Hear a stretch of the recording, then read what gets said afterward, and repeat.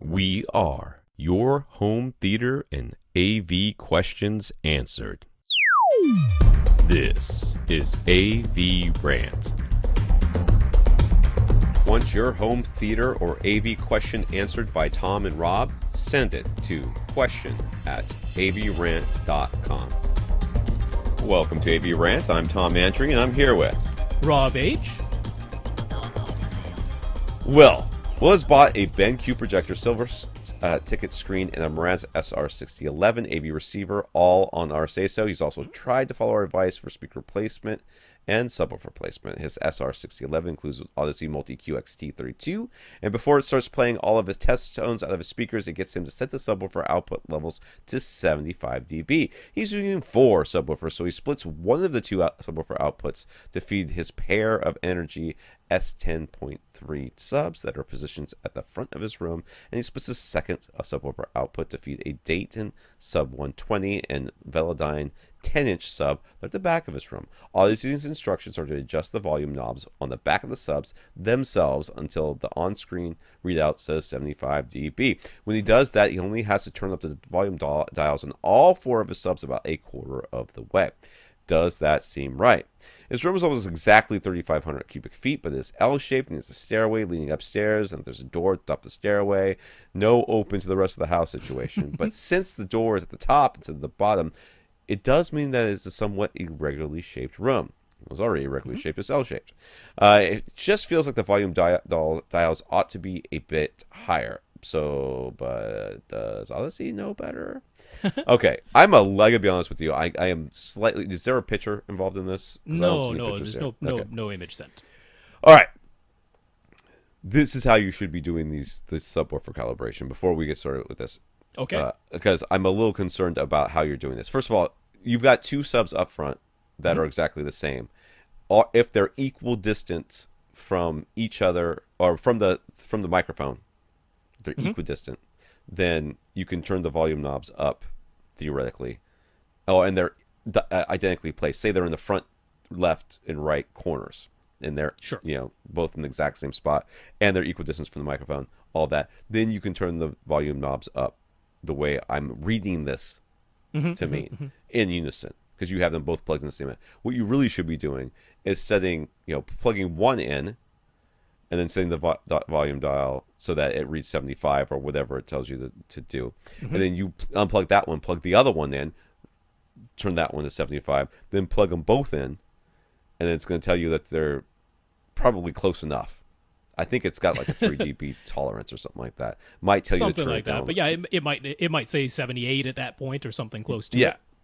So you're going to have to do that with the back subs as well, each one individually. You can't do them both at the same time. If you are, how do you know that you've got that one's not slightly louder than the other? You got to get them both the same. They need to be acting as one. So make sure that's happening first. Second, also make sure that your rear subs and your front subs, if you're plugging both, whichever subs are in the same inputs or are sharing input, make sure they're sharing a distance as well. Yes. And that could be a distance front to back, could be distance side to side. This makes a difference as long as from the mic to the sub for both those subs is the same distance. Yeah, which it sounds like it is. It sounds like he's got a pretty symmetrical setup. It does. I don't know if it's actual like 4 corners or it might be, it needs the to be 2 subs in the front or beside his front left and right speakers, and then they're sort of mirror imaged with the 2 subs at the back. But it sounds, this to me sounds very reasonable. There's no reason why the 2 subs at the front wouldn't be equidistant from the mic and the 2 subs at the back wouldn't be equidistant from the mic. I agree. That seems very reasonable. I agree, but it still needs to be said just in case. So yeah, but I 100% agree with Tom that this isn't like you're not going to connect only 2 subs and run the full Audyssey suite. This is only during this subwoofer volume setup part of the setup. Do 1 sub at a time so that all 4 subs are perfectly level matched, and then go into the full Audyssey setup. I completely agree. And after you plug them all back in again. At this point, you have them all plugged in. Yeah. All right. So as long as you've done that and you've followed that, okay, then yes, Audyssey knows better than you do. Okay, that's what it comes down to. Audyssey is measuring 75 dB. That's what you should be. And yes, your volume knobs could be very, very low. Ask Rob, how high are your volume knobs on your PC Ultra 13, whatever they are, PC 13 Ultras, yes. So that mine you can isn't so reach much out and touch. yeah, mine isn't so much a demarcated dial. It has a little LCD readout, and the range goes from 0 to 100, and mine are set at 4. So it's kind of low. It's a little on the low side, but it's They fine. play plenty loud. They play plenty loud. So he asks, does he need to set his master volume on his SR6011 to 0 dB before running Audyssey? No. No. You should Allow me never to have say to it. do that. No. But Rob's going to make you do it anyways, because that's where Rob is. Where the master volume comes into play is if you are manually setting the speaker trim levels, right? So so Audyssey doesn't care where you set the master volume. It does its own thing separately. But if you were to adjust the speaker and or subwoofer trim levels manually, you've gone into the speaker settings inside of the main menu and you're doing that manually, that's where the master volume, we wish it didn't, but it does impact the test tones of the manual test tones for the manually changing the trim levels. The master volume does impact that. So that's where you need to have it set at reference volume 0 dB on the volume dial before you do manual trim level settings. But Audyssey doesn't care. Yeah. Since he's a bit confused by the SR6011's volume readout on the Yamaha receiver that he replaced, its volume started at negative 70 dB and went through 0, then showed positive numbers up to probably about 12 or 12 or 18 or something up there. Something like that. On his 6011, it starts at 0 and it only goes through positive numbers from there. Dude, this... I don't know why Denon and Marantz started doing this, but yes, that is an irritating thing. My X4000 is exactly the same way. It started off at 0 and went all the way up. It's in the settings. You change the settings, and you can change it back to the correct way so that you know where reference volume is. Yeah, so the tree that you would go through, you go into the settings, you go into the audio subsection.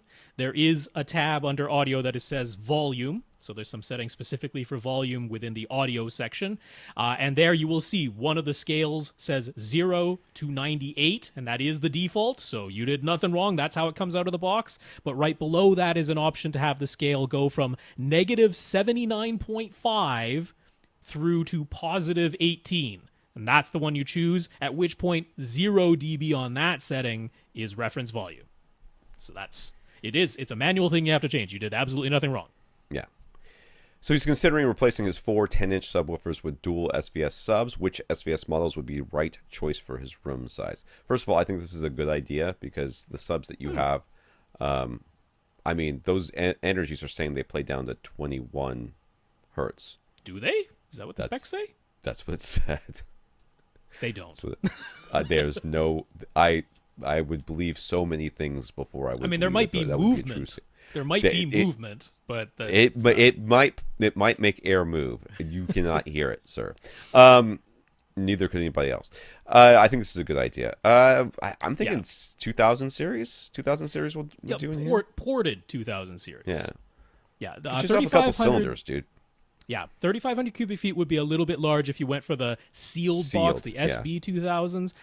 They're like if you go by Audioholic's room size ratings, they rate those as a medium. But the ported version, the PB2000 or the PC2000 cylinder, those get the full large room size rating from Audioholics. 3,500 cubic feet is right in the middle of that large room size. So ported 2000s, if you wanted to go sealed, I'd step up it, which would get you to like SB13 Ultras, which are expensive and kind of unnecessary. PC2000s would be a great choice because they're not huge in footprint, but they're they're just taller and they're a cylinder. And they're cool. I would highly recommend that. Yeah.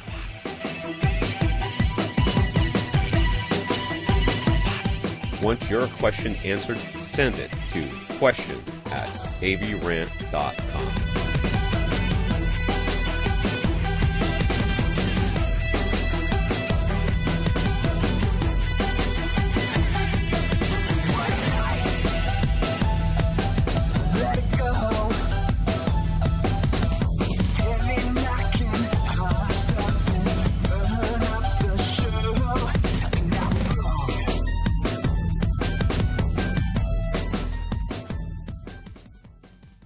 This is AVRant. Now go out and listen to something.